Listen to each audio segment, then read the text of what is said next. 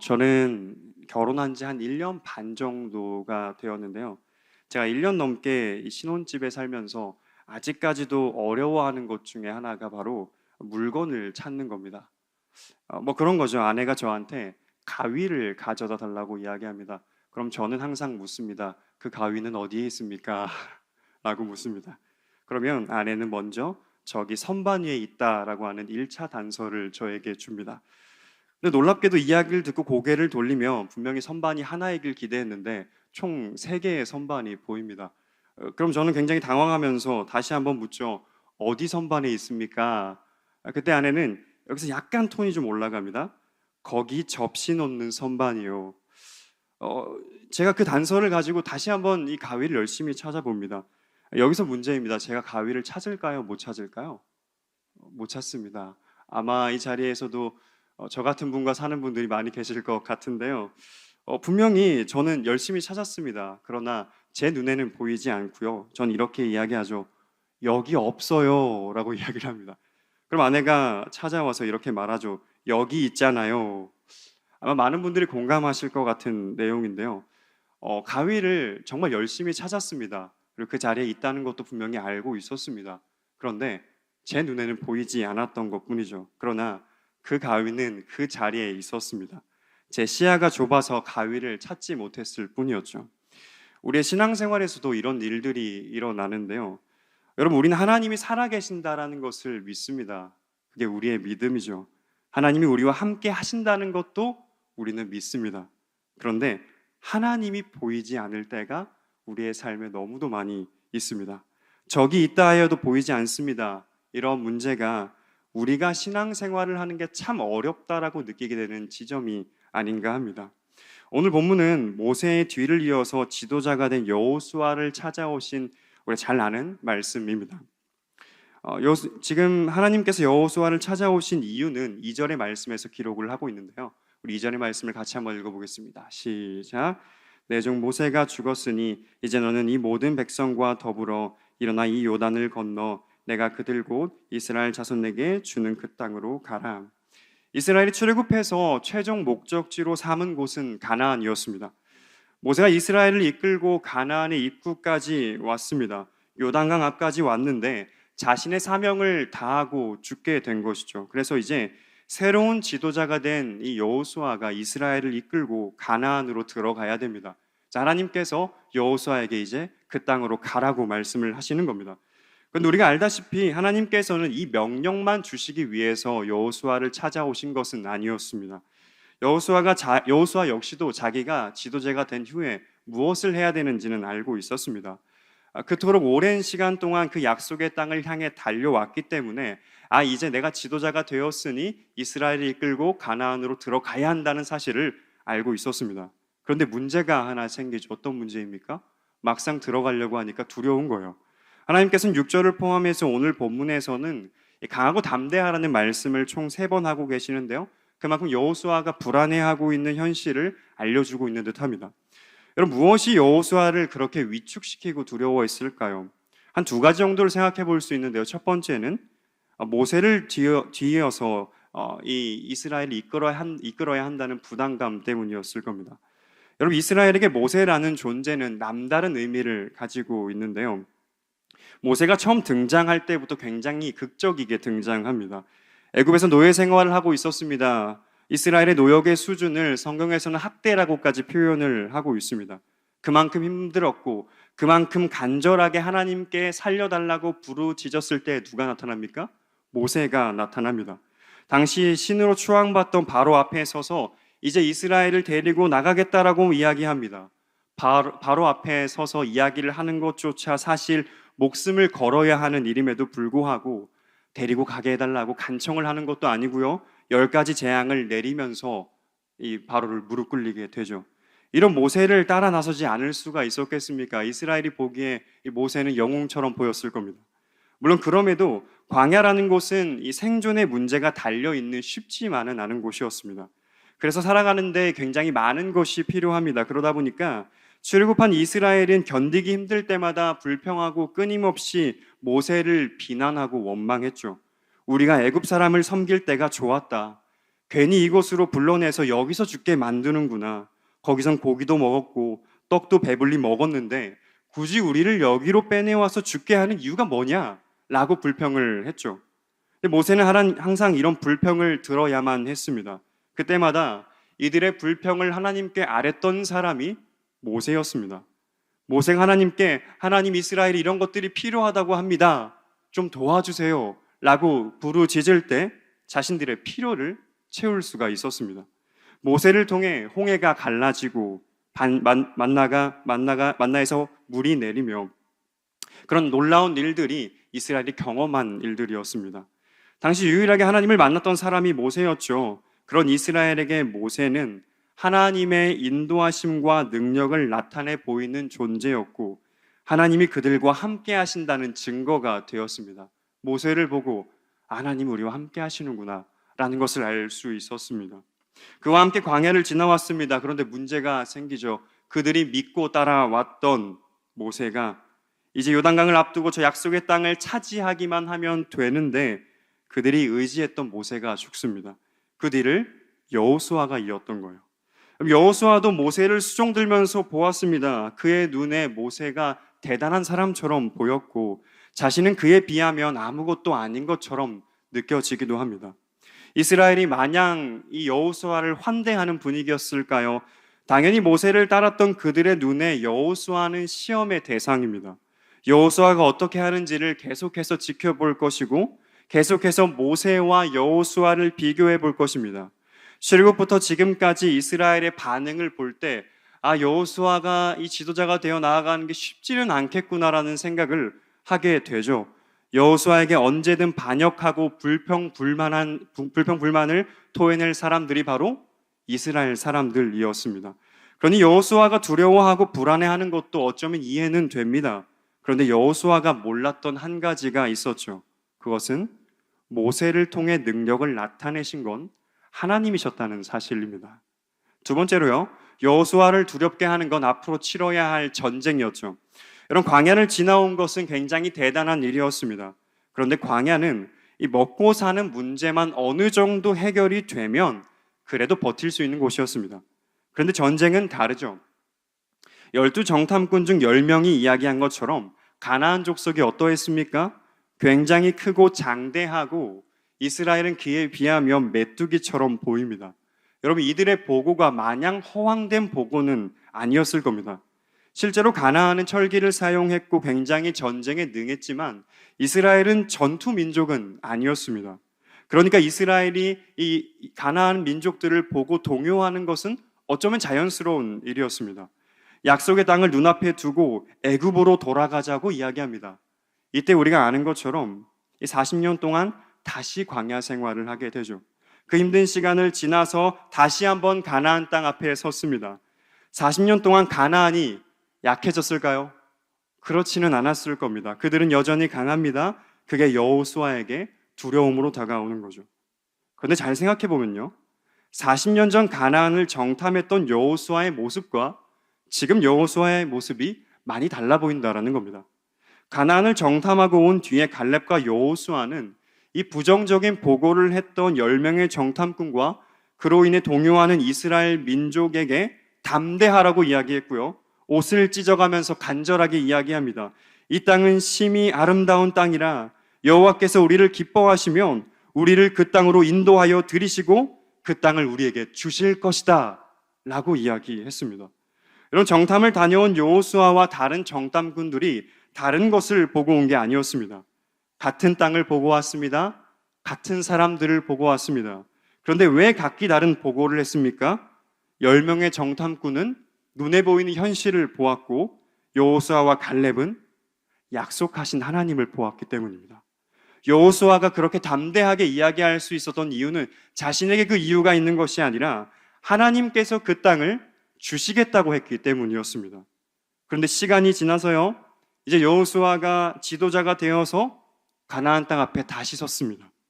하나님께서 차지하라고 하신 땅이었고 이전에도 이미 차지할 수 있겠다라고 이야기한 땅이었습니다. 그런데 이전과 다른 게 보이기 시작하죠. 정탐꾼일 때는 그 하나님께서 주시겠다고 한 땅만 생각하면 되었습니다. 그런데 지도자가 되니까 상황이 보이기 시작하는 겁니다. 사람들의 기대와 그들의 시험의 눈이 보이기 시작합니다. 여호수아는 앞장서서 싸워야 합니다. 그런데 그 앞에 놓인 현실이 너무 거대해 보이기 시작하는 거죠. 그 속에 하나님이 보이지 않기 시작하는 겁니다. 여러분, 그렇다면 여호수아가 하나님을 몰랐기 때문에 이런 불안을 가지고 있는 걸까요? 그렇지는 않을 겁니다. 태어나서부터 하나님 나라의 백성이라고 들어왔을 그가 하나님을 모르지 않았을 겁니다. 하나님을 알아요. 하나님을 아는데, 알기는 아는데 두렵습니다. 여러분, 성도가 하나님을 믿는다고 해서 세상 가운데 두려움이 없는 것은 아닙니다. 하나님이 계신 거 아는데, 그런데 그럼에도 염려스럽고 불안하고 마치 나 혼자 모든 일을 헤쳐나가야 할 것처럼 느껴집니다. 신앙과 삶이 전혀 상관없는 것처럼 느껴지죠. 여러분, 어쩌면 우리가 매 순간 경험하고 있는 일들이 아닙니까? 우리 하나님을 믿는다고 해서 하나님을 믿음으로 세상 가운데 담대하게만 살아가지는 않습니다. 우리는 모두 성도라는 이름을 가지고 있습니다. 그리스도를 믿는 자들이라고 이야기하는데 그 이름과 달리 하나님이 보이지 않을 때가 우리의 삶에 너무도 많이 있다는 거죠. 매번 상황에 짓눌리고 어찌할 수 없는 상황 속에서 두려워하며 하나님을 찾게 되는 게 우리의 현실 아닙니까? 그런데 사랑하는 여러분, 그럼에도 우리는 이 믿음의 길을 걸어갈 수 있습니다. 왜냐하면 하나님은 우리의 눈에 보이지 않는 거지 우리와 함께하지 않는 게 아니기 때문입니다. 하나님이 계시지 않는 게 아니라는 거죠. 여러분, 하나님께서 두려워하고 있는 여호수아에게 뭐라고 말씀하십니까? 강하고 담대하라. 두려워하지 말며 놀라지 말라. 내가 어디로 가든지 내 하나님 여호와가 너와 함께 하느니라. 두려워하는 여호수아에게 강하고 담대하라는 말씀을 주십니다. 여러분, 하나님의 강하고 담대하라는 이야기는 어떤 의미일까요? 아마 여호수아 역시도 스스로 두려울 때 이 두려움을 잠재우기 위한 여러 노력들을 했을 겁니다. 어떻게 하면 두렵지 않을 수 있을까? 어떻게 하면 담대할 수 있을까? 어떻게 하면 이 두려움을 좀 잠재울 수 있을까? 나름의 노력들을 했을 겁니다. 그런데 그게 마음처럼 되지가 않는 거죠. 여러분, 우리는 어떻게 하면 강하고 담대할 수 있겠습니까? 예수를 믿는다라고 이야기하는 우리 성도들은 어떻게 해야겠습니까? 사랑하는 여러분, 하나님께서 하신 이 강하라는 말씀은 여호수아 스스로 강해지라고 하신 말씀이 아님을 기억해야 됩니다. 오히려 정반대로 너는 너무 약하다, 나는 너무 약하다라는 것을 알라고 하는 표현과도 같습니다. 여러분, 성도가 하나님의 은혜를 가장 크게 경험할 때가 언제일까요? 그건 나의 무력함을 인정할 때입니다. 나 스스로 나에게 있는 문제를 해결할 수 없는데 이 문제를 하나님이 해결해 주신다라고 하는 사실이 우리에게 은혜가 되는 겁니다. 여러분, 죄의 문제가 그렇지 않습니까? 죄를 우리가 스스로 해결할 수가 없는데 하나님이 구원을 허락하셨기 때문에 그게 우리에게 은혜가 되고 감사가 되는 거죠. 여러분, 이스라엘이 그토록 따랐던 모세가 정말 그들의 생각처럼 강하고 담대하고 능력이 있는 사람이었을까요? 그렇지는 않았습니다. 우리가 아는 것처럼 모세는 하나님께서 바로 앞에 서라고 했을 때 뭐라고 이야기합니까? 나 그렇게 못하겠습니다 라고 이야기했죠. 그는 하나님께 나는 입이 뻣뻣하고 혀가 둔한 사람이라고 이야기하면서 이때 하나님께서 출애굽기 4장 11절과 12절에 이렇게 말씀하셨던 겁니다. 우리 같이 한번 읽어보겠습니다. 시작. 여호와께서 그에게 이르시되 누가 사람의 입을 지었느냐? 누가 말 못하는 자나 못 듣는 자나 눈맑은 자나 맹인이 되게 하였느냐? 나 여호와가 아니냐? 이제 가라. 내가 내 입과 함께 있어서 할 말을 가르치리라. 아멘. 하나님께서 이렇게까지 말씀하신데 모세가 어떻게 반응하죠? 오 주여, 보낼 만한 자를 보내소서라고 이야기합니다. 그래서 그의 형 아론이 모세와 함께 갔던 겁니다. 여러분, 이스라엘이 보기에 모세는 바로 앞에 선 대단한 사람처럼 보였습니다. 그러나 실제로 그는 겁이 많고 연약했습니다. 그런 모세를 세우시고 이스라엘을 출애굽시키신 분은 하나님이셨습니다. 이후 광야에서도 마찬가지였습니다. 불기둥과 구름기둥으로 만나로 반석의 물로 이스라엘을 살펴주신 것은 모세가 아니라 하나님이었습니다. 모든 것은 모세가 아니라 함께 하시는 하나님께서 그의 백성들을 돌보신 결과였습니다. 그래서 5절에서 무엇을 이야기합니까? 내가 모세와 함께 있었던 것 같이 너와 함께 있을 것임이니라 라고 말씀하시죠. 여러분, 그래서 하나님께서 하신 그 강하라는 말씀은 우리가 조금 다르게 이해할 필요가 있습니다. 하나님의 강하라는 말은 오히려 나의 약함을 인정하고 내가 아닌 하나님의 강함을 힘입으라는 말과도 같습니다. 기적을 일으킬 당시 모세는 여전히 약했습니다. 그러나 모세를 통해 하나님의 강하심이 드러나기 시작했던 겁니다. 여호수아는 이제 전쟁을 앞두고 있습니다. 칼과 칼이 부딪히는 전쟁은 스스로 강해지고 내 무기가 강하고 내 전략이 뛰어나면 이길 수 있을 것처럼 생각이 듭니다. 마찬가지로 이스라엘 백성들도 강한 지도자를 원했고 전쟁에서 승리를 안겨다 줄 그들의 탁월한 지도자를 원하고 있습니다. 그래서 여호수아는 스스로 내가 해내야 할 것과 같은 그 마음에 휩싸여 있습니다. 그런데 거기서 벗어나지를 못하니까 계속 두려운 거예요. 여전히 두려운 겁니다. 여호수아가 두려움을 떨쳐버리기 위해서는 어떻게 해야 됩니까? 40년 전 약속의 하나님을 바라보았던 것처럼 오늘도 하나님을 바라보아야 합니다. 그때와 지금 달라진 것은 아무것도 없습니다. 그때도 하나님이 하실 일이었습니다. 그때 함께 계셨던 하나님은 지금도 함께 하십니다. 여호수아가 보지 못하고 있었을 뿐이지 하나도 달라진 것 없이 여전히 강하고 여전히 능력이 있으신 신실하신 하나님이 함께 하십니다. 그때도 하나님께서 하실 일이었고 지금도 하나님께서 하실 일입니다. 그저 나를 통해 하나님의 강하심이 드러나는 것을 지켜보기만 하면 되었습니다. 이 변치 않는 진리 속에 하나님이 여호수아에게 바라셨던 것은 내가 너의 힘이라는 것을 믿어라. 너를 통해 내가 일할 것을 믿어라. 다른 거 보지 말고 너와 함께하는 나를 보아라. 그럼 여호수아는 이 뜻을 발견했어야 했습니다. 그래야 담대할 수 있죠. 사랑하는 여러분, 그렇다면 오늘날은 어떻습니까? 그때 여호수아가 바라보았던 하나님과 오늘 우리가 함께 믿고 있는 하나님은 또 다른 분입니까? 그렇지 않죠. 사랑하는 여러분, 우리가 인생을 살아갈 때 왜 두려움이 없겠습니까? 우리가 가는 길은 항상 가보지 않은 길이고 항상 미지의 길이죠. 내가 내일 어떻게 살아갈지, 1년 뒤 내가 어떻게 살아가고 있을지 우리는 정말 한 치 앞도 내다볼 수가 없습니다. 내가 맡은 일들을 최선을 다해도 어떤 결과가 따라올지 우리는 장담할 수가 없습니다. 그래서 우리가 더 아등바등 미래를 준비하고 내 힘을 기르려고 하는 것은 아닌가라는 생각이 듭니다. 내가 강해지려고 하는 우리의 마음인 거죠. 그런데 그건 믿음으로 살아가는 것은 아니지 않습니까? 여러분, 미래는 불확실하고 이는 늘 우리에게 두려움으로 다가옵니다. 이런 우리의 불확실하고 불안한 인생에 필요한 것은 다른 게 아니라요, 하나님입니다. 하나님이 내 인생을 책임지시는 거지 내가 내 인생을 책임질 수 있는 것은 아닙니다.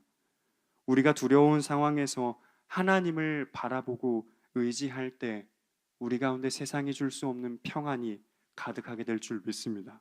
사랑하는 여러분, 저와 여러분이 다른 것이 아니라 오직 하나님만 바라보고 담대하게 살아가기를 간절히 소망합니다. 그럼 여기서 설교가 끝나면 참 아름다울 텐데요, 그럼에도 우리 안에 해결되지 않는 문제가 한 가지 있죠. 그게 뭐냐면, 이제 알았어요. 하나님이 강하시다는 거 알았거든요.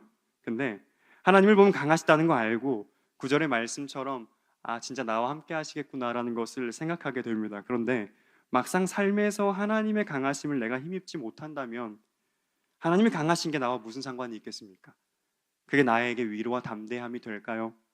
여러분, 여호수아가 이 말씀을 듣자마자 바로 하나님의 뜻을 발견하고 그 모든 두려움이 사라지지는 않은 것 같아요. 같은 말씀을 3번이나 하셨다는 건 그만큼 계속해서 여호수아가 두려워했기 때문이었겠죠. 여러분, 여호수아가 하나님의 말씀을 듣고 어땠을까요? 이 말씀을 들을 때 여러분은 어떠하실 것 같나요? 내가 두려워하고 있는데 하나님이 나에게 가고 담대하라, 내가 너와 함께 할 거다 라고 이야기하신다면요, 너무 큰 위로가 우리에게 있을 것 같아요.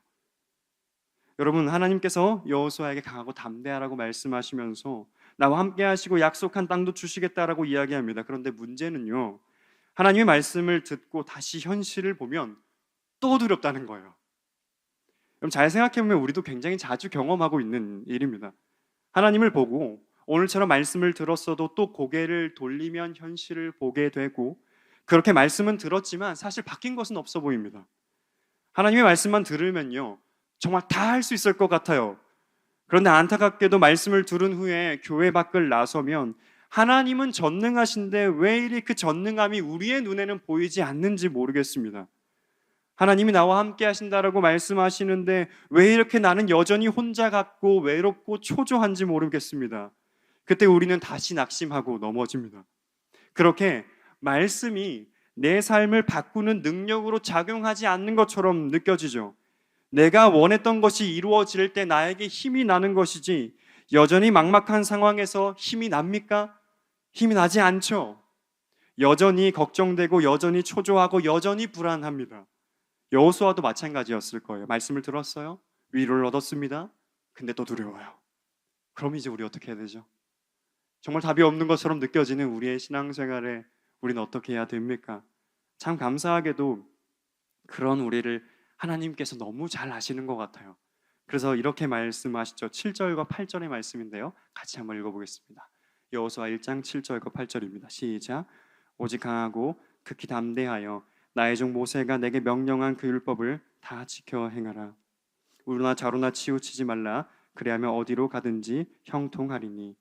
이 율법책을 내 입에서 떠나지 말게 하여 주야로 그것을 묵상하여 그 안에 기록된 대로 다 지켜 행하라.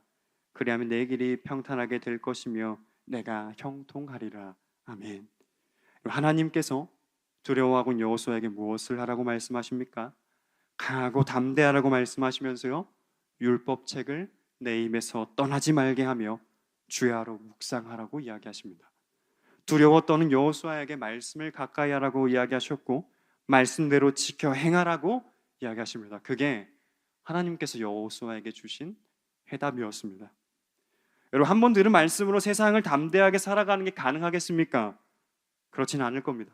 그런데 내 인생이 끊임없이 말씀으로 채워질 때는 가능합니다.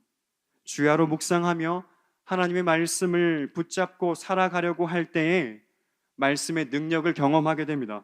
여호수아가 하나님의 명령을 듣고 말씀을 또 보았을 겁니다. 어떤 말씀에서 어떤 감동을 받았는지 우리는 알 수는 없지만 말씀을 주야로 묵상할 때 말씀의 능력을 경험하게 되는데요, 우리가 읽은 본문 이후로 여호수아가 완전히 바뀌게 됩니다. 10절과 11절에 이렇게 기록되어 있습니다. 이에 여호수아가 그 백성을 관리들에게 명령하여 이르되 진중에 두루 다니며 그 백성에게 명령하여 이르기를 양식을 준비하라. 사흘 안에 너희가 이 요단을 건너 너희 하나님 여호와께서 너희에게 주사 차지하게 하시는 땅을 차지하기 위하여 들어갈 것임이니라 하라. 아멘. 여호수아가 말씀을 묵상할 때 그 말씀을 깨닫고 자신의 삶이 바뀌는 일이 일어난 겁니다. 조금 전까지 두려워 떨었던 여호수아가 이제는 담대하게 요단을 건너서 사흘 만에 그 가나안으로 들어가자고 이야기합니다. 전쟁을 하러 가자고 이야기하고 있는 것이죠. 두려움이 사라지고 그 안에 담대함이 피어나기 시작합니다. 하나도 바뀐 것은 없습니다. 상황은 그대로지만 여호수아가 바뀌기 시작합니다. 말씀을 보았고 그 말씀을 보았을 때 잠깐의 담대함으로 있다 사라진 것이 아니라 영원한 담대함이 됩니다. 강하신 하나님이 함께 하신다고 하는 게 그의 삶으로 나타나는 믿음이 되었다는 거죠. 하나님을 보고 세상을 살아도 하나님이 함께 하신다는 것을 잊지 않게 됩니다. 이것이 하나님께서 성도에게 일하시는 방법입니다. 사랑하는 여러분, 하나님 말씀에 능력이 있다는 것을 믿으십니까? 여러분, 이 사실을 정말로 믿으십니까? 그래서 이 하나님의 말씀은 아무리 강조해도 지나치지가 않은 겁니다. 우리는 알고 있습니다. 하나님은 전능하시고 하나님은 모든 세상의 주인이시고 하나님이 역사의 주인이십니다. 그 하나님이 나의 하나님이 되십니다. 나는 그의 자녀이고 하나님은 나의 아버지가 되십니다. 이런 저와 여러분에게 이 사실을 붙들고 나아가기 위해서 무엇이 필요합니까? 믿음이 머리에만 머무르는 것이 아니라 삶으로 작동해내는 것이 필요합니다. 그게 어떻게 가능하다고 이야기하는 거죠? 하나님의 말씀에 귀를 기울이고 말씀의 능력을 경험할 때 믿음이 곧 삶으로 나타나게 됩니다. 여러분, 성도는 변치 않는 상황 속에서도 하나님의 말씀을 힘입을 때 두려워하지 않게 됩니다. 나를 짓눌렀던 상황이 여전한데 그 짓눌렀던 상황 가운데 낙심하지 않게 됩니다. 그리고 그렇게 담대하게 나아갈 때 하나님의 강하심을 보게 되는 거죠. 그 가운데 하나님이 내 삶에 어떻게 일하시는지를 보게 되는 것이죠. 여러분, 그래서 우리는 끊임없이 믿음으로 살아가는 게 중요합니다. 왜 그렇죠? 믿음으로 살아갈 때야 비로소 하나님이 내 삶에 어떻게 일하시는지를 우리가 볼 수 있기 때문이죠. 이것이 약한 내가 강하게 살아가는 방법인 줄을 믿습니다. 사랑하는 여러분, 그래서 성도에게 말씀과 기도의 자리에 나아가는 것은 얼마나 큰 힘이 되는지를 모릅니다. 특별히 계속해서 여러분 3대 특세 가운데 있고 3대 특세 마치고 또 피곤한 몸을 이끌고 이 자리 가운데로 나오셨는데요, 얼마나 귀한지 모르겠습니다. 특별히 제가 아침마다 여러분을 볼 때마다 얼마나 이 아침을 깨우기 힘들까, 근데 그럼에도 얼마나 이 자리에 말씀을 사모하며 말씀의 능력을 기대하며 나오는 것일까라는 생각을 하게 됩니다. 바라기는 우리가 나아가는 모든 기도의 자리가 그저 하나의 시간을 보내는 것으로 끝나지 않기를 소망합니다. 사모하는 마음으로 나의 삶에 일으키실 하나님의 역사를 기대하며 나오시기를 간절히 소망합니다.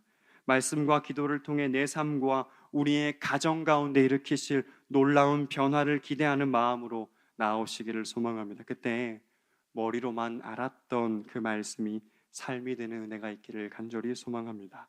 말씀을 정리하겠습니다. 사랑하는 여러분, 우리는 약하지만 강하고 담대하게 살아가는 방법은 어쩌면 참으로 단순할 수 있습니다. 나의 힘을 빼는 것, 강하신 하나님께 집중하는 것, 그리고 말씀의 능력을 경험하는 것. 저와 여러분이 한 치 앞도 알 수 없는 두려울 것이 많은 세상에서 하나님이 주시는 담대함으로 살아낼 수 있기를 간절히 소망합니다. 그렇게 우리가 걸어가는 믿음의 삶이 하나님의 일하심으로 채워지기를 바랍니다. 우리의 인생이, 우리의 모든 인생이 걸어가는 모든 믿음의 길이 하나님이 정말 살아계시는구나 라는 것을 드러내는 증거가 되기를 간절히 바랍니다. 우리 함께 찬양하고 기도했으면 좋겠습니다.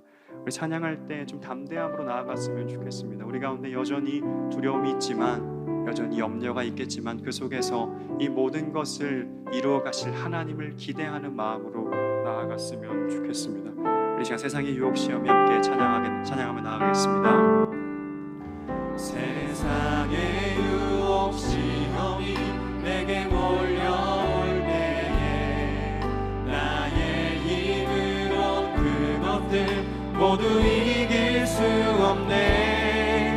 어레한 몸금 가운데 위축된 나의 영혼 어찌할 바를 몰라 헤매이고 있을 때 주를 찬양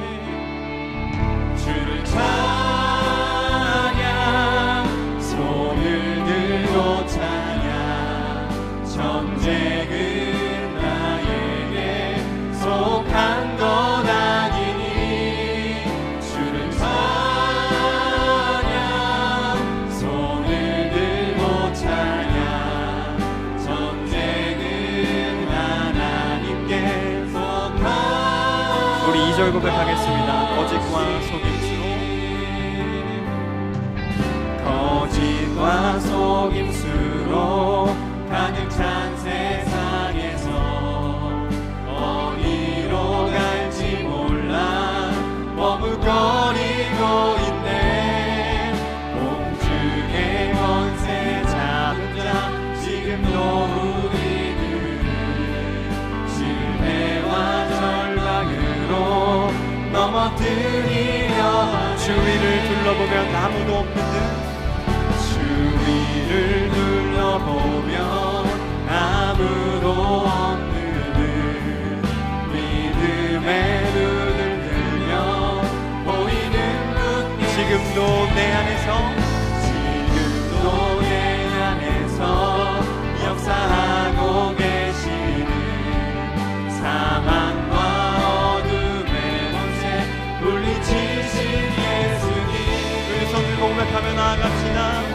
주를 찬양 손을 들고 찬양 전쟁은 나에게 속한 건 아니니 주를 찬양 손을 들고 찬양 전쟁은 하나님께 속한 우리 믿음으로 다시 한번 고백하겠습니다. 주를 찬양